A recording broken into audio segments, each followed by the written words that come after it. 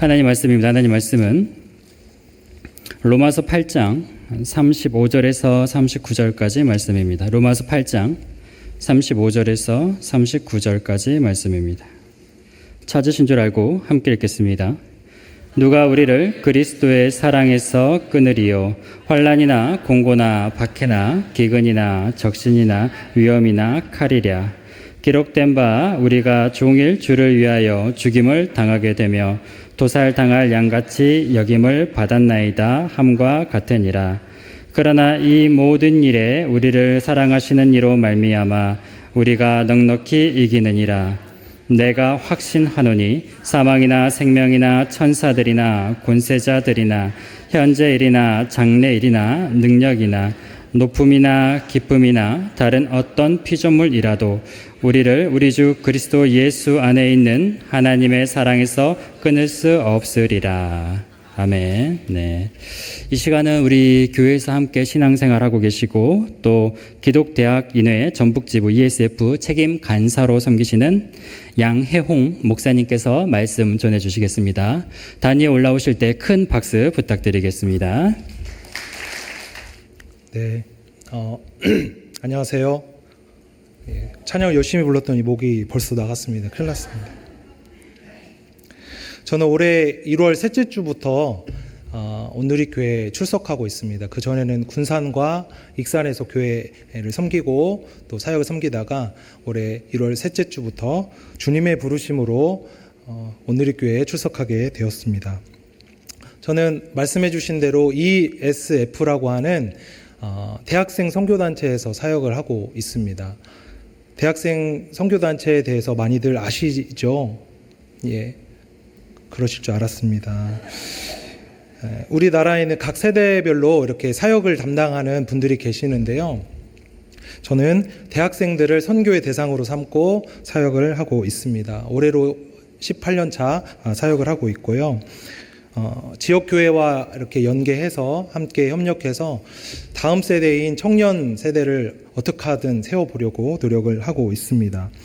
국내에서 사역하면서 무슨 선교라는 말을 감히 붙일 수 있느냐 이렇게 생각하시는 분들이 거의 없으시겠죠. 그런데 그렇게 생각하시는 분들이 계실까봐 대학생들에 대한 선교의 필요성을 잠시 말씀을 드리면, 대학생들을 만나보면 믿음의 확신도 없고 흔들릴 뿐 아니라 심지어 이단에 빠질 위험도 굉장히 높은 모습을 보게 됩니다. 지속적으로 노출이 되기도 하고요.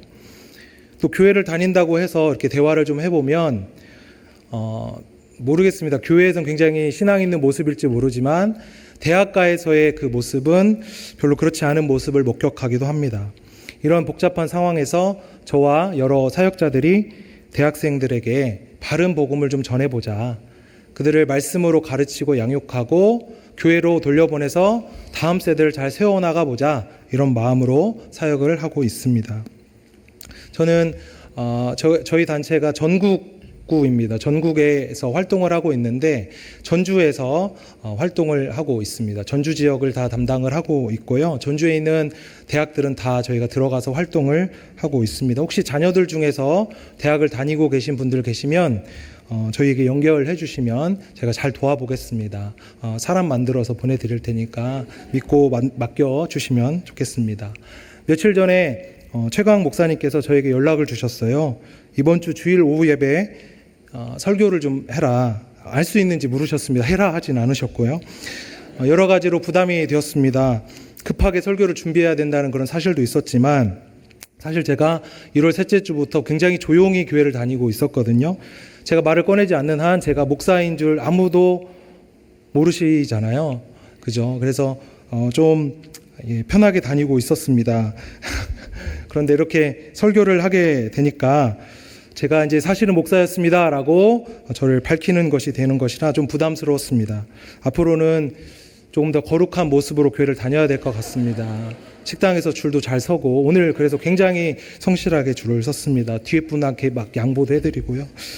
그랬습니다. 예, 귀한 자리를 허락해 주셔서 너무 감사합니다. 오늘 이 시간 저에게 주신 말씀 함께 듣고 전하도록 하겠습니다. 우리의 삶의 현실은 모든 것이 불확실과 맞닿아 있습니다. 언제 건강의 위기를 맞을지, 또 치명적인 사고를 당하지는 않을지, 또 경제적인 위기에 처하지는 않을지, 또 사랑하는 사람을 갑작스럽게 떠나보내야 되는 것은 아닐지, 절친한 친구와 잘 지내다가 원수가 되는 일도 있습니다. 이런 불확실한 인생을 우리는 살아가고 있죠. 본문에서 바울은 이 불확실한 인생에 대해서 이렇게 표현하고 있습니다.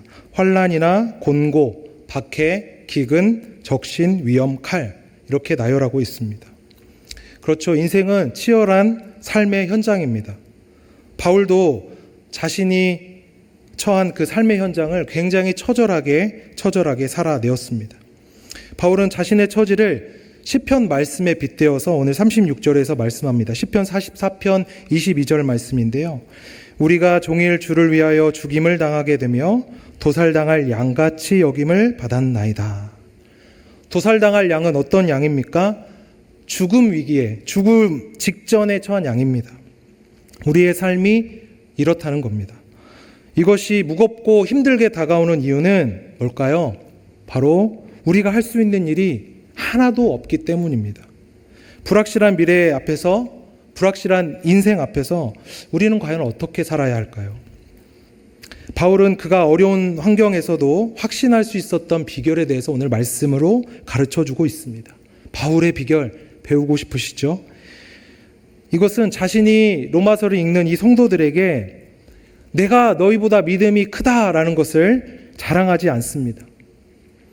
오늘 읽지는 않았지만 바로 앞에 있는 로마서 8장 31절에서 34절의 문맥에서 보면 바울은 몇 가지 질문을 통해서 확신 있는 삶을 강조하고 있습니다. 로마서 8장 31절에서 34절입니다. 그런즉 이 일에 대하여 우리가 무슨 말하리요? 만일 하나님이 우리를 위하시면 누가 우리를 대적하리요? 자기 아들을 아끼지 아니하시고 우리 모든 사람을 위하여 내주시니가 어찌 그 아들과 함께 모든 것을 우리에게 주시지 아니하겠느냐? 누가 능히 하나님께서 택하신 자들을 고발하리요? 의롭다 하신 이는 하나님이시니 누가 정죄하리요? 죽으실 뿐 아니라 다시 살아나신 이는 그리스도 예수시니 그는 하나님 우편에 계신 자요 우리를 위하여 간구하시는 자신이라. 이 부분을 세 가지 질문과 한 가지 믿음으로 정리하게 됩니다. 하나님이 우리를 위하시면 누가 우리를 대적하겠는가? 자기 아들을 아끼지 않으시고 내어주셨다면 그 아들과 함께 모든 것을 주시지 않겠는가? 그가 우리를 의롭다고 하셨다면 누가 우리를 정죄하겠는가? 한 가지 믿음이죠. 그는 죽으시고 다시 살아나셔서 하나님 우편에 계셔서 우리를 위해서 간구하신다. 신앙생활을 하다 보면 우리는 이런 착각에 빠질 때가 있습니다. 믿음의 주체, 확신의 주체가 마치 나에게 있다라고 생각하는 겁니다. 나의 개인적 영성이 또 헌신적인 신앙 행위가 확신하는 삶을 살게 한다라고 오해하는 것이죠. 기독교 신앙의 핵심은 믿음에 있습니다. 단연 믿음에 있습니다. 믿음은 흔들리지 않는 확신이죠. 조금 더 정확하게 말하면 주님의 신실하심을 받아들이는 태도입니다. 말씀을 그대로 이루시는 하나님, 변하지 않으시고 반드시 그 계획과 섭리를 이루시는 하나님이 내 인생과 내 삶, 나아가 나라와 민족, 온 세계를 이끌고 계심을 인정하고 받아들이는 겁니다. 그런데 이런 확신이 현실에 처한 문제 때문에 흔들립니다. 불확실한 상황과 마주할수록 우리의 이 믿음은 약해지고 주님의 신실하심이 보이지 않게 됩니다. 사랑하는 성도 여러분, 믿음, 이 확신의 주체는 내가 아닙니다. 하나님이십니다. 바울이 38절에 내가 확신하노니 라고 말합니다. 문자로는 자신이 확신을 가졌다는 것처럼 들리지만 원어에 보면 확신한다는 이 단어가 수동태로 되어 있습니다. 그러니까 내가 확신하는 것이 아니라 확신하게 되는 것입니다. 바울이 로마서를 쓰면서 나는 이렇게 큰 믿음을 가졌다, 너희는 나를 본받아라 라고 말하는 것이 결코 아니죠. 많은 분들이 바울은 너무 위대하게 살아서 바울은 나보다 훨씬 큰 믿음을 가졌고 대단하다, 나는 그의 뒤꿈치도 따라갈 수 없다라는 식으로 이야기하곤 합니다. 믿음을 일정한 수준의 영역으로 이해하려 드는 태도죠. 나는 누구보다 믿음이 좋고 또 어떤 사람은 나보다 믿음이 크다. 이게 맞습니까? 그렇지 않습니다. 개인의 영성이, 신앙의 오랜 경력이, 또 교회 직분이 확신하는 삶을 살게 하는 것이 결코 아닙니다. 주님이 이루신 그분의 신실하심으로 인해서 확신에 이르게 되는 겁니다. 여전히 불확실한 삶의 현실이 펼쳐지지만 성경에 기록된 이 복음의 사실이 우리를 확신으로 이끌어 주시는 겁니다. 신실하신 주님과 그의 복음 외에 흔들리는 우리를 붙잡아 줄 것이 아무것도 없습니다. 그래서 우리는 이 말씀을 통해서 신실하신 주님을 붙잡아야 하고 이루실 약속을 의지해야 합니다. 이렇게 확고한 확신이야말로 우리 인생을 지탱해 줍니다. 그렇다면 본문으로 들어가서 흔들리지 않는 확신, 흔들릴 수 없는 이 확신은 구체적으로 어디로부터 오는 걸까요? 첫 번째는 바로 주님의 승리입니다. 37절 말씀입니다. 한번 다 같이 읽어보시고 이쯤 되면 좀 졸리실 것 같아서요. 다 같이 목소리를 내어서 크게 읽어보겠습니다. 시작. 그러나 이 모든 일에 우리를 사랑하시는 이로 말미암아 우리가 넉넉히 이기느니라. 아멘. 말씀을 읽을 때 넉넉히가 강조되지 않으십니까? 성경이 말하는 승리는 나의 승리요, 내가 대단하고 훌륭해서 얻게 된 승리가 아니라 주님의 승리에 주목하게 합니다. 오늘날 많은 사람들이 패배주의라는 그늘에 놓여 삽니다. 마음이 어렵고 절망하고 우울하고 또 무기력에 자꾸만 빠지는 이유는 승리에 대한 확신이 없기 때문입니다. 자신감을 잃고 좌절하죠. 사람들은 살아가면서 긍정적인 말보다 부정적인 말을 훨씬 더 많이 듣게 된다고 합니다. 보통 청소년 시기인 16살 정도 되면요, 자신에 대해서 17만 3천 개의 부정적인 말을 듣는다고 합니다. 긍정적인 말은 몇 개나 들을까요? 한 10분의 1 정도밖에 되지 않습니다. 16,000개 정도 수준이라고 하죠. 가만히 생각해 보니까 저도 그랬던 것 같아요. 잘한다, 괜찮다, 아이고 그렇지 라는 말보다 너 그러다 뭐 될래? 하여간 너 때문에 못 살아. 이런 말을 더 많이 듣고 제가 했던 것 같습니다. 하루로 쪼개면 더 와닿는 수치가 됩니다. 부정적인 말은 하루에 30개, 긍정적인 말은 하루에 3개 정도 듣는다고 합니다. 왜 이토록 많은 사람들이 열등감이나 패배주의에 빠져 살게 되는지 이해되는 대목입니다. 바울은 말합니다. 인생에 당하는 어려움, 재난, 박해, 죽임, 굶주림, 헐벗음, 위험과 칼이 있다고 말입니다. 믿는 사람은 이런 위험에서 비껴 나갈까요? 그렇지 않습니다. 우리 주변에는 믿음이 너무 좋은데도 이해할 수 없는 공경에 처한 분들이 정말 많습니다. 어떤 인생이 이런 시련을 피하면서 살 수가 있을까요? 교회 좀 잘 다니고 신앙생활 열심히 하면 이런 어려움이 좀 비껴 나갔으면 좋겠어요. 그런데 그게 쉽지 않습니다. 시련을 겪고 나면 우리는 자연스럽게 피폐해집니다.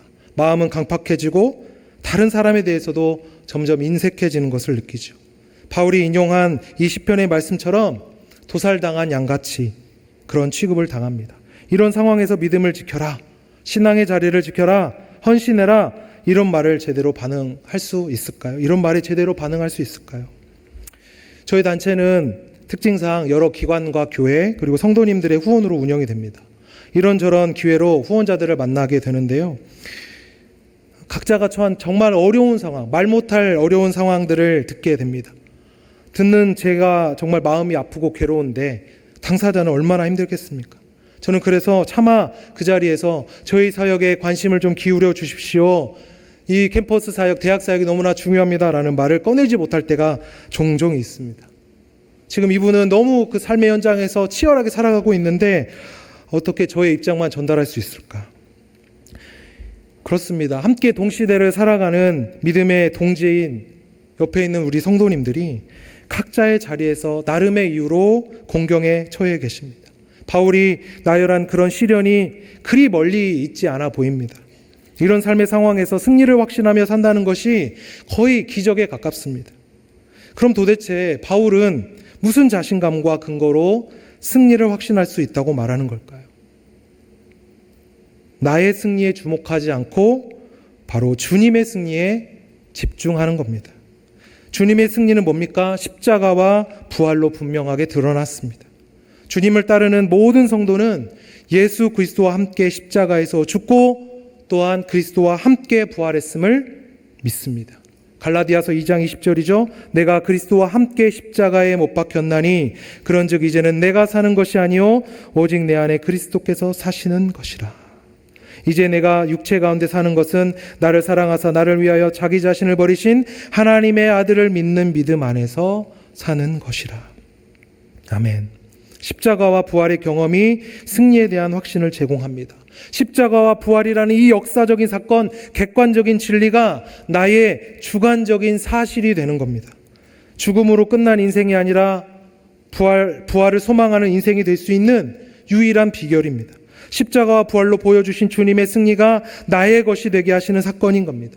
나의 승리에 주님이 참여하시는 것이 아니라 주님의 승리에 내가 참여합니다. 그래서 넉넉한 승리가 보장되는 겁니다. 사실 십자가는 누가 보아도 실패의 산물처럼 보입니다. 그러나 십자가가 죽음으로 끝나지 않고 부활로 완성되었습니다. 아슬아슬 겨우 이룬 승리가 아니라 매우 넉넉한 승리입니다. 바울이 소유한 확신은, 그리고 우리가 가져야 할 확신은 무엇으로도 주님 안에 있는 나를 이길 수 없다는 확신입니다. 십자가와 부활이 바로 그것을 보증합니다. 나를 잠시 쓰러뜨릴 수는 있겠지만 굴복시킬 수는 없습니다. 권투 경기로 비유해 볼까요? 카운터 펀치 몇 대 맞고 쓰러질 수는 있죠. 다운당할 수 있지만 KO는 되지 않는다는 말입니다. 시편 말씀 이렇게 말씀합니다. 그는 넘어지나 아주 엎드러지지 아니함은 여호와께서 그의 손으로 붙드심이로다. 어떠한 어려움이 와도 주님이 승리하신 것처럼 결국에는 이기게 하실 주님을 신뢰함에 그 비결이 있습니다. 두 번째는 주님의 사랑입니다. 우리가 견고하게 확신할 수 있는 것은 주님의 사랑이 있기 때문입니다. 35절과 39절의 말씀입니다. 35절 말씀 함께 읽어보겠습니다. 누가 우리를 그리스도의 사랑에서 끊으리요? 환난이나 공고나 박해나 기근이나 적신이나 위험이나 가리랴. 사랑의 주체, 방향도 확인해야 합니다. 주님을 향한 나의 사랑에 근거하지 않고 나를 향한 주님의 사랑의 확신이 있습니다. 우리가 사는 이 세상은 사랑이 식어가죠. 유행하는 노랫말, 영화, 드라마 모두 사랑을 이야기합니다. 복삭 속았수다 보셨죠? 웃으신 분들은 보셨을 줄로 믿습니다. 눈물이 핑 돌 만큼 사랑의 이야기가 감동스럽습니다. 그런데 우리 현실의 인생에서 그런 사랑의 이야기를 볼 수 있습니까? 마주하기 어렵습니다. 사랑 이야기는 마치 현실과 동떨어진 판타지처럼 느껴질 뿐이죠. 현실에는 양관식이 없어요. 웃으신 분들만 보신 줄로 봅니다. 고린도전서 13장은 사랑장이라고 불리죠. 바울은 사랑에 대해서 이렇게 첫마디로 이렇게 말하고 있습니다. 고린도전서 13장 4절입니다. 사랑은 어떻게 해요? 오래 참습니다. 오래 참는 겁니다. 그런데 대부분 기다려주지 못하고 조바심 내다가 망칩니다. 사랑은 헌신과 수고도 필요로 합니다. 내 것을 내려놓지 않으면 절대로 사랑할 수 없습니다. 사랑이 방향을 잃으면 미움이 발생하기도 하죠. 오랜 미움은 우리의 인생을 소진하게 합니다. 마음과 육체를 마르게 하죠. 누군가를 지극히 사랑하고 기다려주는 것, 변하지 않는 사랑을 받아보는 것 정말 중요합니다. 사랑하는 사람이 없으면 어떻게 확신하는 인생을 살아갈 수 있을까요? 사랑은 인생을 지지하는 가장 강력한 지지대임에는 틀림이 없습니다. 못할 것 같은 일들도 사랑의 힘으로 도전할 수 있게 됩니다.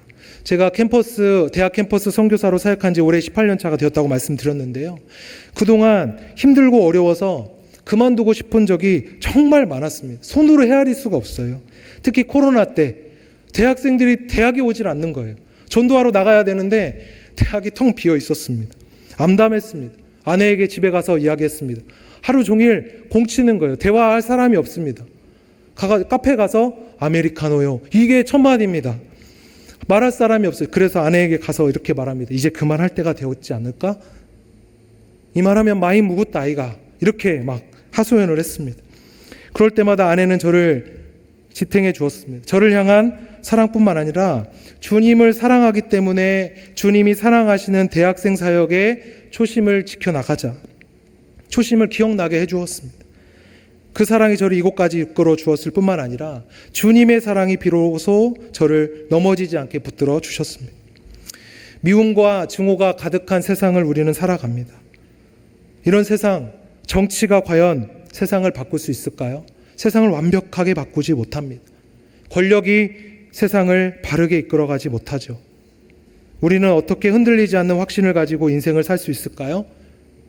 누군가가 나를 진정으로 사랑한다는 그런 확신을 찾기가 어렵습니다. 그래서 지치고 피곤하고 힘을 얻지 못하죠. 하지만 하나님의 사랑은 어떻습니까? 그리스도 예수 안에 있는 하나님의 사랑을 우리는 어떻게 경험할 수 있을까요?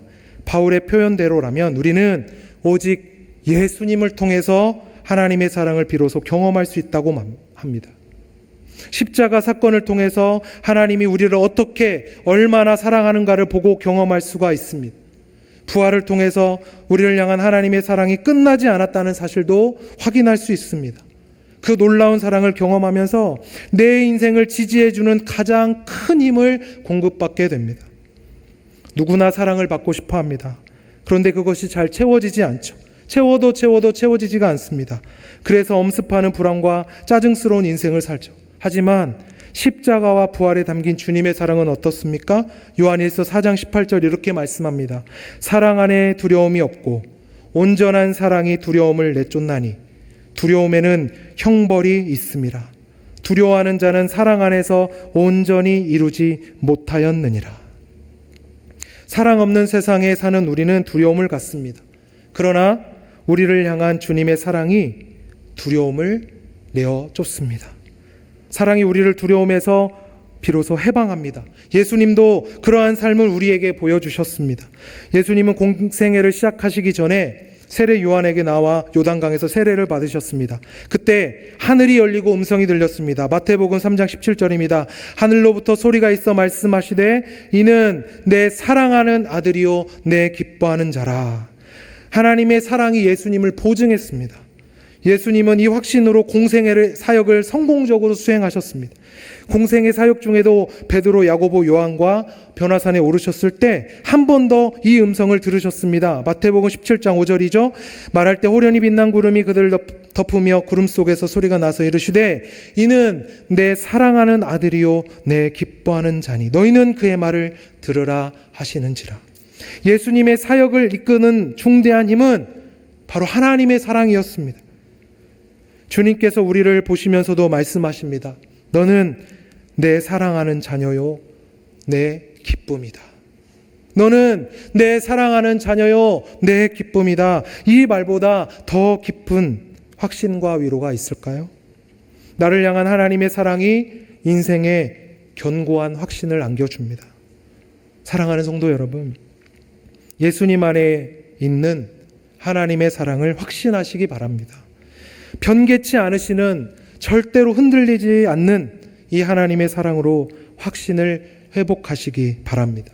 마지막 세 번째는 주님과의 관계 안에 확신이 있습니다. 오늘 말씀 38절과 39절의 말씀인데요. 39절의 말씀을 다 같이 읽겠습니다.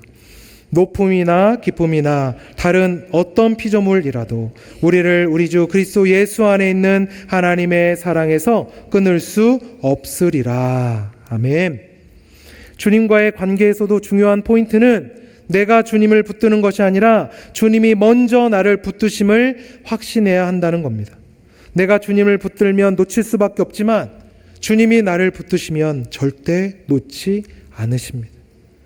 바울은 무엇으로도 끊을 수 없는 이 강력한 관계가 있음을 강조합니다. 죽음도 생명도 천사들도 지옥의 모든 세력을 다 합친다 해도 하나님의 사랑에서 우리를 멀리 떼어놓을 수 없습니다. 오늘에 대한 염려도 내일에 대한 공포도 하늘 높이 올라가거나 바다 깊은 곳에 들어가거나 우리가 어디에 있든지 하나님의 사랑으로 맺어주신 그 깊은 관계를 절대 끊어낼 수 없다고 말하고 있습니다. 사망과 생명, 천사, 권세자들, 현재일이나 장래일, 능력이나 높음이나 기쁨이나 아무 피조물들, 하늘과 땅, 영적 세계, 현실 세계 모두가 달려들어도 견뎌낼 만한 강력한 관계의 끈은 세상에서는 절대 찾을 수 없습니다. 세상의 모든 관계는 너무나 쉽게 끊어지죠.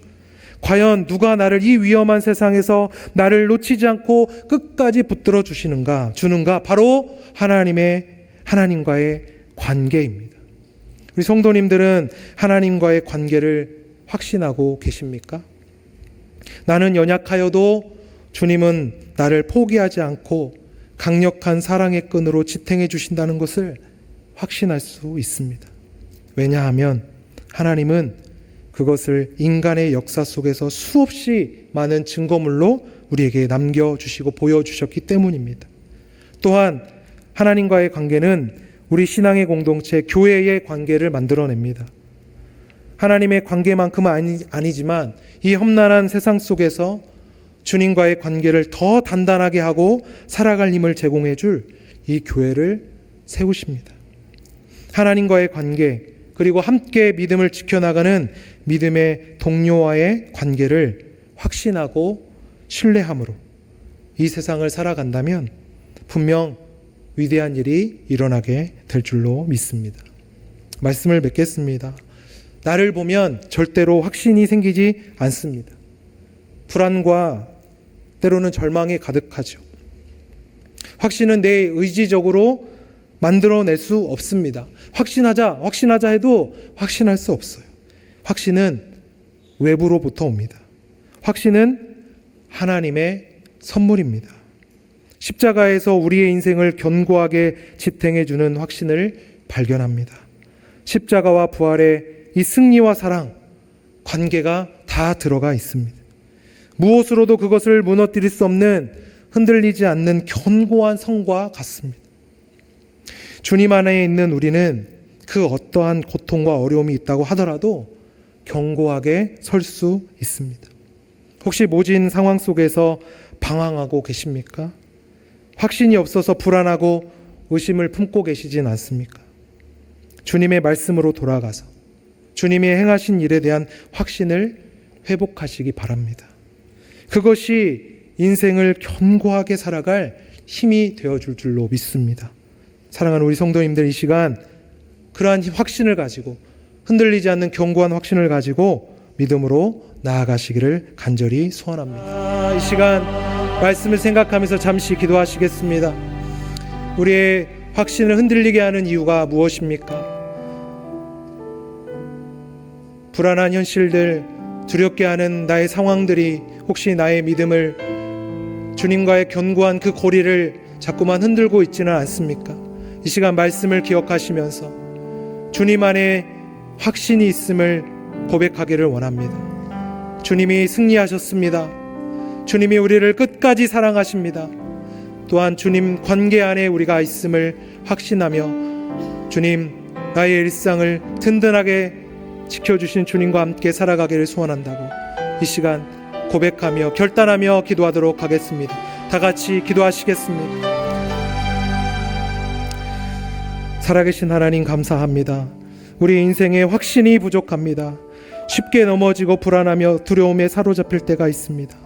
그러나 나의 연약함과 상관없이 주님의 승리, 위대한 사랑, 깊은 관계는 변하지 않음을 알았습니다.